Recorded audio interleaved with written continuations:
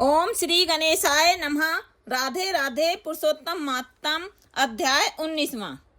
नारायण जी ने कहा, हे नारद, भक्त वत्सल भगवान अपनी वाणी से सुदेव ब्राह्मण को प्रसन्न करते हुए बोले, हे द्विजराज, जिससे मैं प्रसन्न हुआ क्या यह तुम नहीं जानते? मेरा प्रिय पुरुषोत्तम मास आने पर तुम दोनों स्त्री पुरुषों ने उपवास कर यहाँ बैठने से पुरुषोत्तम मास की सेवा की।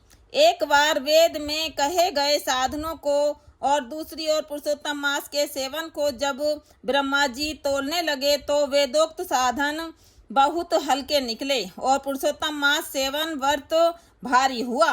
इसलिए संसार में पुरुषोत्तम मास अधिक पूज्य और मान्य है।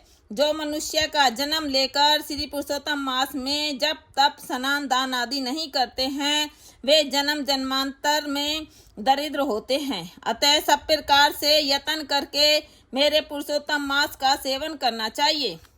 जो पुरुषोत्तम मास की सेवा करेगा वह भाग्यवान धन्य होकर मुझको प्राप्त होगा। श्री नारायण बोले, इस प्रकार हे मुने जगदीश्वर कृष्ण भगवान ऐसा कहकर तत्काल गरुड़ पर चढ़कर अत्यंत पवित्र बैकुंठ लोक को चले गए।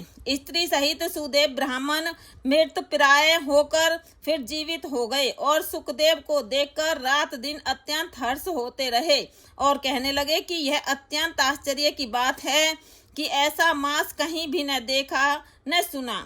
इस प्रकार आश्चर्य युक्त होकर वह सुदेव ब्राह्मण अत्यंत श्रद्धा युक्त होकर पुरुषोत्तम मास का सेवन करने लगा।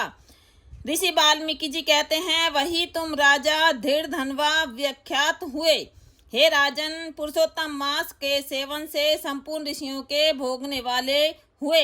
हे राजन, जो तुमने मुझसे पूछा था सो मैंने सब तुमको बतलाया और पूर्व जन्म में जो सुखदेव तुम्हारा पुत्र था वही तोता था। हरि ने उसको जिलाया और सुखदेव नाम से विख्यात हुआ। वह सुखदेव 12,000 वर्ष की आयु भोगकर बैकुंठ को गया। वही सुखदेव वन के सरोवर में बड़ के वृक्ष पर बैठकर संसार सागर में डूबे हुए विषय रूपी सर्प से तुम जो अपने पूर्व जन्म के पिता को देखकर कृपा से युक्त हो चिंतन करने लगा कि यदि मैं इस राजा को बोध नहीं कराऊंगा तो मेरा भी अपराध हो जाएगा। इस प्रकार मेरा इन श्रुति के वचनों को मानना वृथा हो जाएगा।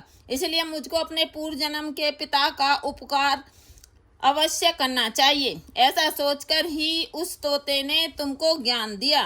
इति पुरुषोत्तम मातम। अध्याय 19वां संपूर्ण।